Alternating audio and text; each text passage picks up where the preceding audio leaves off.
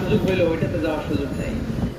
Israel আমরা আল্লাহর কাছে চাই বাইতুল মাকদাসে 1 রাকাত পড়লে 250 রাকাতের সওয়াব, আরেক বর্ণনা এসেছে 500 রাকাতের সওয়াবগুলোর সওয়াব সমান।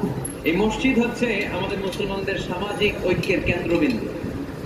সামাজিক ঐক্যের কেন্দ্রবিন্দু আমাদের মসজিদ। বুঝতে হবে, এটা খ্রিস্টানদের চার্চের মতো, এটা ইহুদিদের সিনাগগের মতো, এটা শিখদের গুরুদুয়ারার মতো গতানুগতিক কোনো ইবাদতগাহ বা উপাসনা কেন্দ্র নয়। এটা আমাদের ঐক্যের ভিত্তি। চিল্লায় বলেন ঠিক কি না? সেনাবাহিনীর ক্যান্টনমেন্ট ছিল এটা। নবীর মসজিদে নবী ছিল গণভবন, আমার নবীর মসজিদে ছিল বঙ্গভবন, এইখানেই ছিল সুপ্রিম কোর্ট, হাইকোর্ট। এখানে বসে এই বিশ্বনবী বেকারদের কর্মসংস্থান করতেন। এখানে বসে এই বিশ্বনবী বিধবা নারীদের জন্য ভাতার ব্যবস্থা করে দিতেন। এই মসজিদের মধ্যে বসে এই বিশ্বনবী আহলে সুফফার সাহাবীদেরকে হাদিসের শিক্ষা দিতেন।